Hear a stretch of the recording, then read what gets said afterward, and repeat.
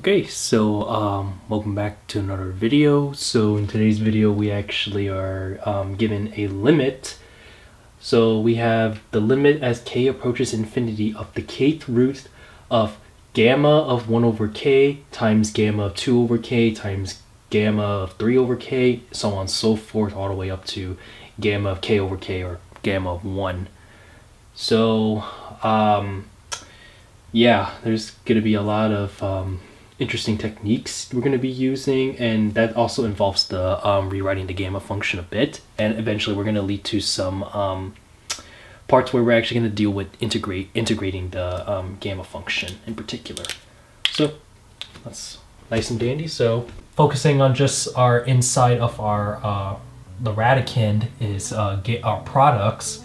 So let's see, gamma 1 over k times gamma 2 over k, and then times gamma 3 over k, so on and so forth, all the way up to gamma k over k. So in case you haven't noticed, it's everything's in a form of a product, so we can express this as a product series.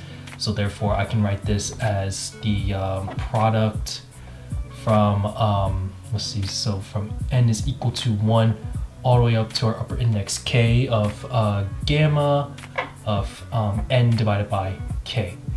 So that's the best representation we can write for this.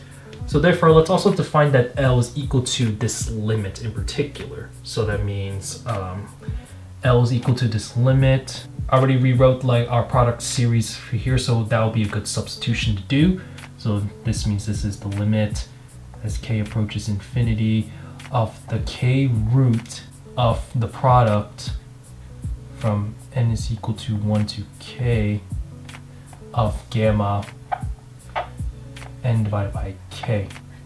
Okay, so now this is going to be a little tricky to evaluate this from here. So in another way we can do this, let's actually manipulate this and take the natural log of both sides. So therefore, that means I have that this is the natural log of capital L, and then that's equal to the natural log of the limit as k approaches infinity of the same thing. So now also I can actually exchange this from putting the limit outside and the natural log in front of the square of the kth root, simply just because of convergence and continuity. So this means the limit comes outside. Basically it's just a way of just interchanging what we wrote. Well, maybe write this again, and then the natural log of the kth root of our product series. So now I can also rewrite this just a little bit, because that we have our kth root of the radical. I can also express that as exponents, so that's that's the exponent of 1 over k, and simply using natural log rules I can just move that outside and put it in front of the natural log. So therefore, see, this is the limit k approaches infinity of 1 over k of the natural log of our product series. We can actually express our natural log of the product series and instead write it as a summation of the natural logs of the gammas, simply because of, you know, continuity. So let me write this in orange. So by continuity, let me write it like this. Let me just state that the natural log of the product of, you know, a sub n, some terms, is actually equivalent to the summation of the natural logs of a sub n. Okay, so therefore I can write this as the limit as k approaches infinity of 1 over k, and then our sum such that it goes from, our index goes to n is equal to 1 all the way up to k of the natural log of our gamma of n divided by k. So therefore, so far that's actually equal to the natural log of L.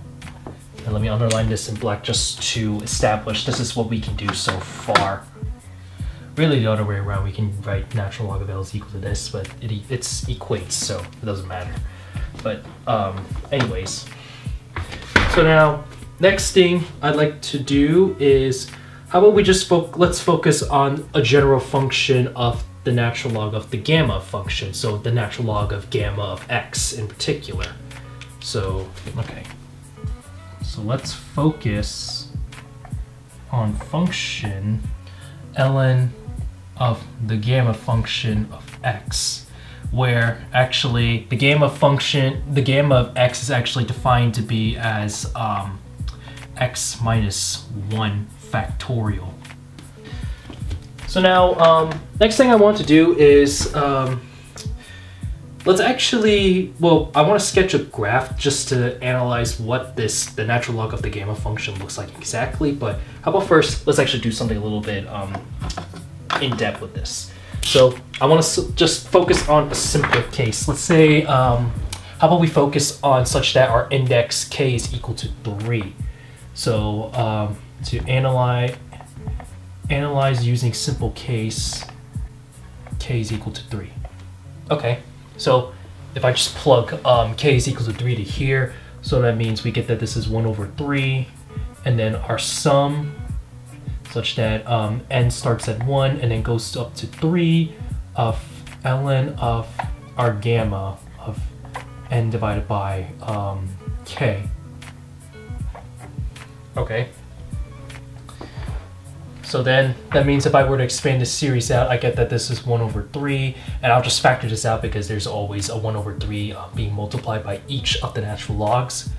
So then we have the natural log of gamma of 1 divided by 3, okay, then plus the natural log of gamma of 2 divided by 3, and then plus the natural log of gamma of 3 over 3, or 1. Okay, that's nice and dandy. And now let me so now I'm actually going to sketch this our function, the natural log of gamma x, and then we'll take a little closer look on why we're focusing on a simpler case here. Okay, so over here we have that this is our function of the natural log of the gamma function, or gamma of x. And we're only just going to be focusing on just the first quadrant since we're just dealing with positives. So, okay. So, let's pay attention. We said that k is equal to 3, right? And then we're dealing with 3 different values. 1 over 3, 2 over 3, and then 3 over 3, which is 1 over here, okay? So how about I mark down where the value of 1 over 3 is. So this, let's say over here is 2 over 3, and over here is 1 over 3. And so I plug 1 over 3, then it's actually, so the value at gamma of 1 over 3, and then take its natural log, that's going to equal 1. Forget to draw the 1 over here. So 1, that means the value is over here. Let's see, let me put like dash lines marked there. Okay.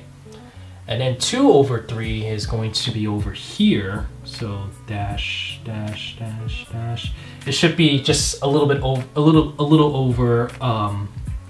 little less than 1/2. Okay. So we're paying attention to each of the values. But also you can see that, well actually let me shade in the rectangles first. We plug in 1 that's just 0, so let's see, we're finding something.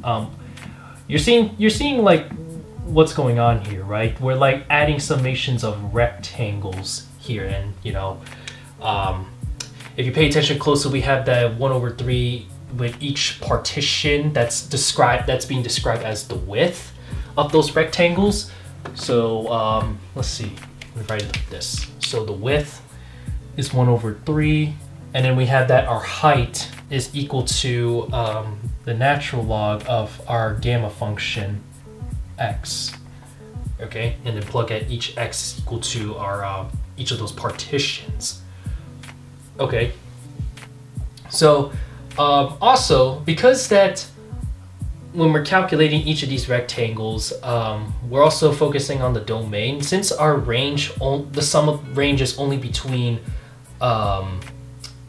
between the natural log of gamma over 1 over k, like yeah, from here we start from 1 over k and then go from k to k.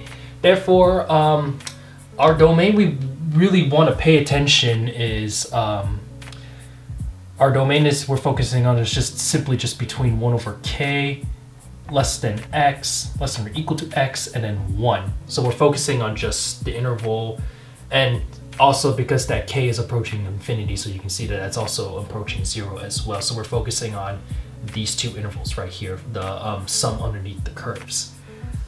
Okay, so obviously we see that this is the we're seeing the areas of rectangles with the width of 1 over 3 and then the height of the natural log of gamma x. Okay, so now consider that as we were to take k to approach infinity. Now you'll start to pay attention and see that the limit as k approaches infinity of 1 over k, and then our sum, let's see, n is equal to 1k of let's see, the natural log of gamma of n divided by k. You can clearly see that this is actually just the area under area of not area of area under the curve, y is equal to the natural log of gamma x. But also if you haven't catch on as well, you can see that this is actually clearly defined as the definition of a Riemann integral. So therefore, we can write this in terms of a Riemann integral. Specifically, let's see, you can see that 1 over k has the partition, well, we're dealing with the interval between 0 and 1. It's because each partition is defined as b minus a divided by n partition specific, or we're using k in this case, let's say, and then a is your left, the lower endpoint, and then b is your upper endpoint. Well, the left and the right, rather. So we're using that definition, and then we can actually use this to write our definite integral. So to simply put this, I'll write this again, just rewrite the equation again. So therefore, the limit as k approaches infinity of 1 over k of our sum, such that n is equal to 1 and it goes up to k, of the natural log of gamma of n divided by k is simply just equal to our definite integral, the integral from 0 to 1 of the natural log of gamma x dx. Let me underline this in red so we know what we're dealing with. Okay, nice. So that's using our definition of Riemann integral. So now with that, we can now all we need to do is we need to calculate this integral over here. And that's pretty much our goal for this video. Okay, so now going up to here, so we have to calculate our integral, the integral from 0 to 1 of the natural log of gamma x dx. All right, nice. So now what I want to do is I want to do a u substitution. So let u equals 1 minus x, and then du, so differentiate both sides, so du is equal to negative dx. And so let's see, so we have, I just divide the negative to both sides, so that means the negative will come out front, and I'll put that outside the integral. So if I plug 1 for x, this is just going to be 0, and then if I plug 0 for x, this is going to be 1 of the natural log of gamma of 1 minus u, or yeah, 1 minus u, since I want this in terms of u, so I'll just add the x and then subtract the u. So that means we have this, and then du. And because we have that 0 is an upper bound, and then 1 is a lower bound, which, you know, clearly that won't work. That's the way it's defined. So that means we had to switch our bounds to integration, but that becomes a negative, and then the negatives cancel out, and so we're left with the integral from 1 to 0, or 0 to 1 of the natural log of gamma of 1 minus u du. And I'm going to define this as our capital I that we're trying to solve here particularly. Okay, now next I want to, so if you pay attention, we showed that this integral is also equal to this integral.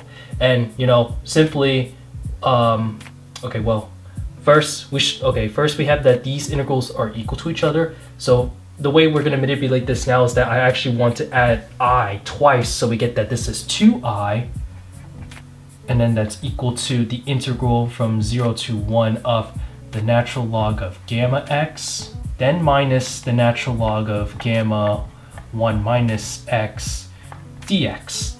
So simply because we showed that these two are equal to each other, so it's basically adding the same quantity. Even though this is in terms of u, I can just stick a dummy variable.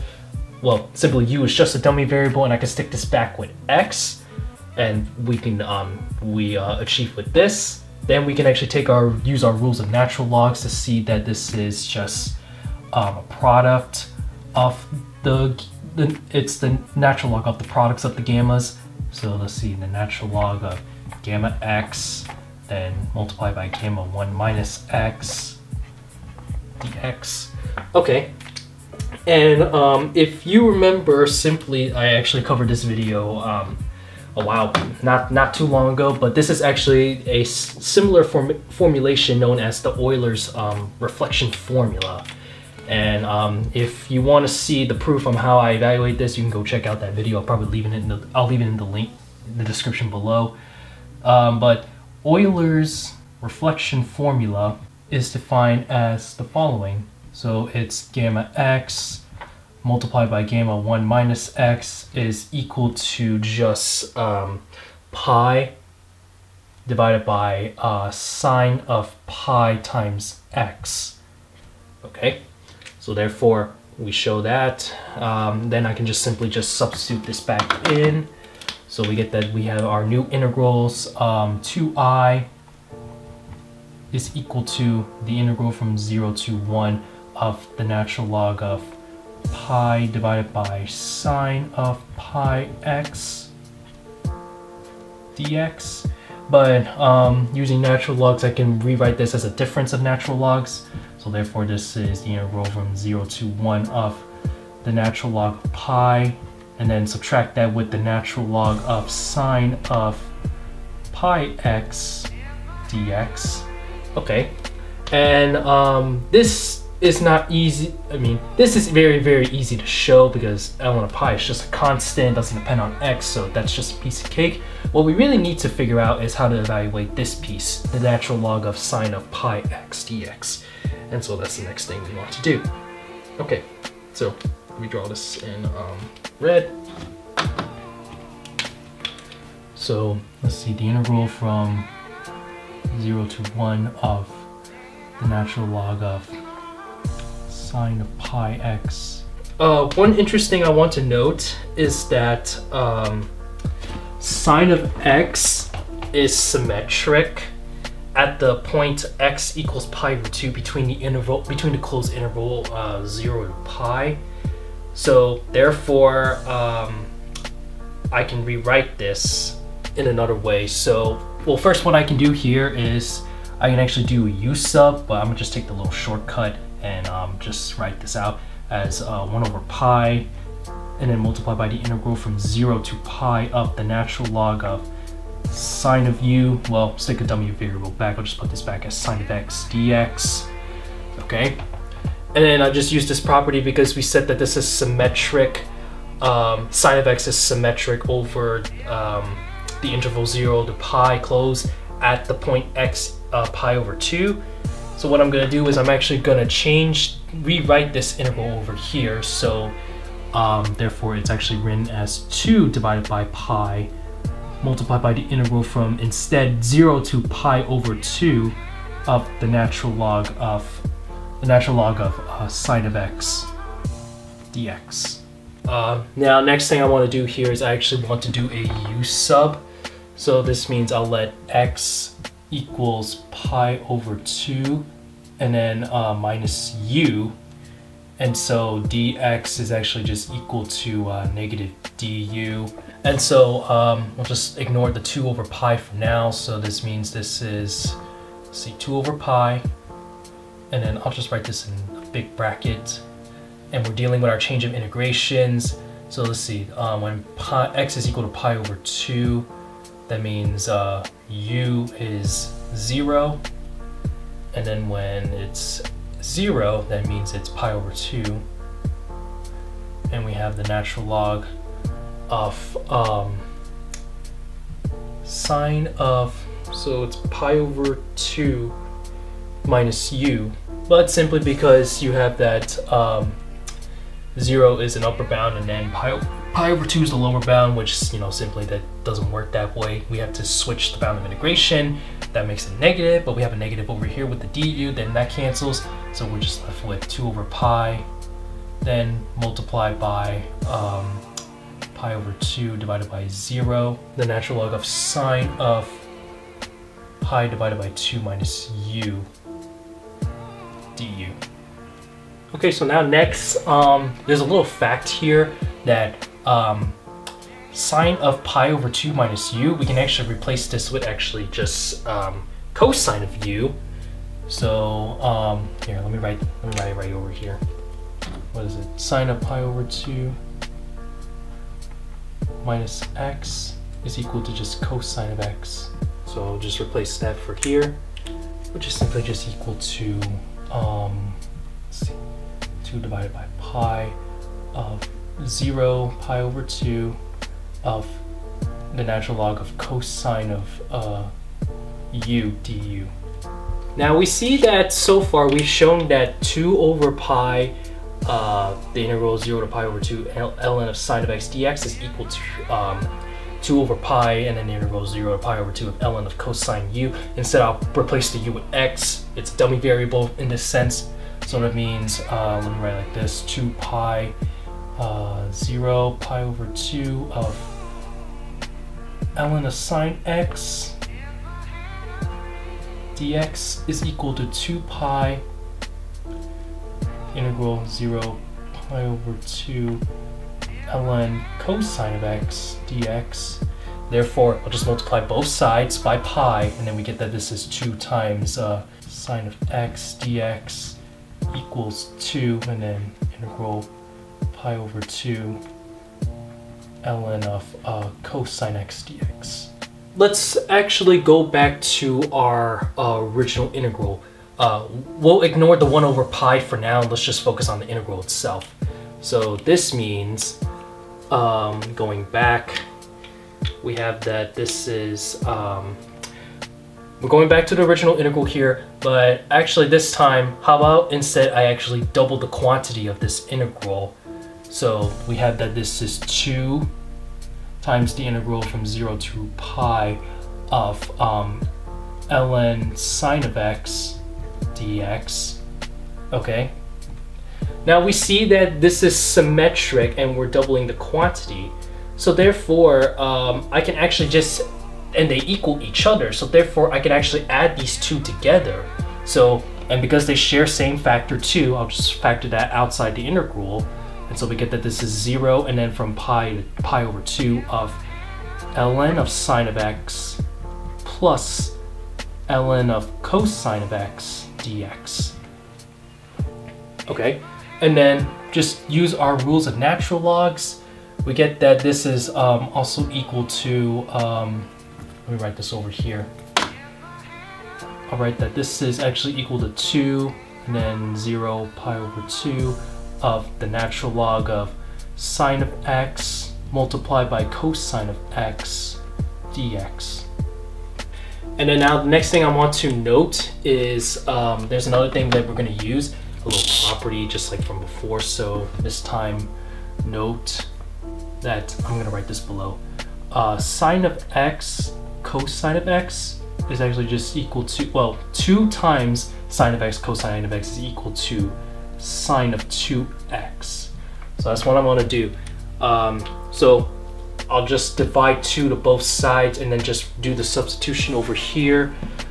So therefore I get that this is, let's see, I had that this is 2 times the integral from 0 to pi over 2 of the natural log of, let's see, divide by 2 both sides. So I get that this is sine of 2x divided by 2. Also, I could just divide the 2 to both sides. So then we get that this is just, I'll write it over here. Let me reiterate. So far, divide 2 to both sides, and so we get that this, so far we had that this is ln of sine of x dx is equal to the integral from 0 to pi over 2 of the natural log of sine of 2x divided by 2 dx.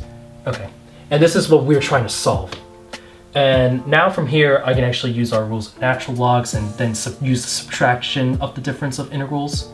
Or I mean natural logs, and so we get that this is ln of sine of 2x then minus ln of 2 dx. Okay, and this part's not that difficult to show because that's just a constant, so really we just need to figure this out over here. So now we do a u sub, so let's see, we'll let u equals 2x, and then therefore du is equal to 2 dx. Okay, and then I'll just divide 2 to both sides, so that way we get that this is 1/2, then the integral from 0 to okay, well, don't forget we have to change our bounds again. So let's see, if I let x equals 0, so that's 0, and if I let x equals pi over 2, so that means this is just pi. ln of sine of u du. Okay, and then over here, let's see, if I just integrate this ln of 2x, and then differentiate our bounds, we get that this is just the natural log of, or rather pi times the natural log of 2 divided by 2. So let me see, divided by 2. Okay. Now you notice that originally we're trying to solve that our integral from 0 to pi ln sine of x dx equal to this. So far we established and solved that we've come down to this. But they actually share the same integram, it's just different quantities. So what I can do is I can actually subtract the 1/2 from here and subtract it from here. So we get that the side is 1/2, well, same integral from before, and I'll just replace the dummy variable dx. It's actually just equal to negative pi ln of 2 divided by 2. And then I'll just multiply 2 to both sides. So we get that our integral is 0 pi ln of sine x dx is actually just equal to, so this just cancels, so it's negative pi ln of 2. So we have this. Now we have to go back to over here. So we showed that the integral ln of sine of x dx from 0 to pi is equal to negative ln of 2. So we go back to here. Let me put this back in red actually. Got the marker, but no worries. So let's see, going back, so we have 1 over pi, and then our integral is 0 pi ln of sine x dx is equal to 1 over pi, then multiplied by negative pi ln of 2, and then the pi's cancel out, so that means we're just left with negative ln of 2. Now that we solved this, now we can just go back to our original integral over here. So we said that this is 2 pi, or I meant to say 2i. So let's see, 2i is equal to, so over here, the natural log of pi, which is differentiate from 0 to 1 of, so that's just the natural log of pi, and then minus the integral from 0 to 1 to the natural log of sine of pi x over here. But then we actually come down to that's actually equal to this, which we saw that it's actually equals to over here, negative ln of 2. So it's minus, then minus ln of 2, so that'll make it a plus ln of 2. So therefore, using our rules of natural logs, 2i is equal to, so let's see, ln of 2 pi. Now just divide 2 to both sides. So I get that I is equal to ln of 2 pi divided by 2. Okay, And so we said that I is equal to this integral. Yeah, we said that I is equal to this integral over here, which that the whole purpose is what we're trying to solve, this integral over here. And therefore that's actually supposed to equal the natural log of L, which we started off earlier. So that means natural log of capital L is equal to the natural log of 2 pi divided by 2. And then I'll just take the e base to both sides, so we have that this is e the natural log of L, then that's equal to e to the 1/2 ln of 2 pi, and I'll just move the 1/2 over here since that's the exponent, so it's a natural log of the square root of 2 pi.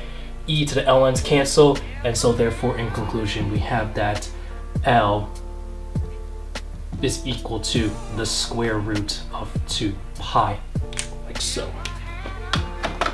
in this black box.